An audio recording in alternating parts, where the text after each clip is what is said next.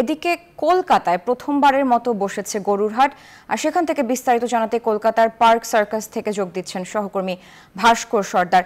ভাস্কর, কলকাতায় তো প্রথমবারের মতো বসেছে গরুর হাট, তো বেচা বিক্রি কেমন জমে উঠেছে?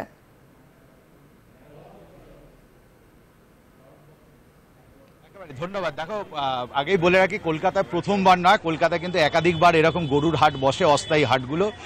এবারে যেটা বলতে পারো যে একেবারে শেষ বেলায় জমে উঠেছে। এর কারণ এখানকার যারা বিক্রেতা বা উদ্যোক্তা বা কমিটি যারা আছেন তারা বলছেন যেহেতু ভারতে নির্বাচন চলছিল, ফলাফল চলছিল, যে কারণে ভিন রাজ্য অর্থাৎ উত্তরপ্রদেশ, উড়িষ্যা বা বিহার থেকে যে গরুগুলো আসে সেগুলো এবারে সেভাবে আসেনি। দেশীয় গরু দিয়েই কিন্তু এবারে কোরবানির যে ঈদ সেটাই কিন্তু এখানকার মানুষ পালন করতে চলেছে। এবং আমি তোমাকে দেখানোর চেষ্টা করব, ক্যামেরা পার্সন শাকিলকে বলবো যে যেহেতু এবারে দেশীয় গরুর উপরেই মানুষ নির্ভরশীল, এখানে কিন্তু বিভিন্ন যে ভিন জেলাগুলো থেকে অর্থাৎ সুন্দরবন, উত্তর 24 পরগনা, দক্ষিণ 24 পরগনা, এইসব জেলাগুলো থেকে গরু এসছে। প্রতিবারই এই সময় আসে গরুগুলো, যেহেতু ভিন রাজ্যগুলো থেকে গরু আসেনি, ফলে এই গরুর কিন্তু যথেষ্ট চাহিদা আছে।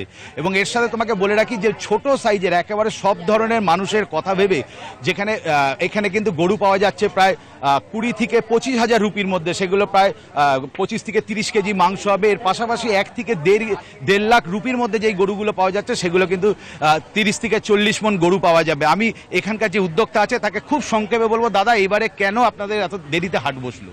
দেরিতে এই জন্য বসলো, এবারে ইলেকশন ছিল, আমাদের ইলেকশনের জন্য একটুখানি এই হাটটা দেরি হয়েছে।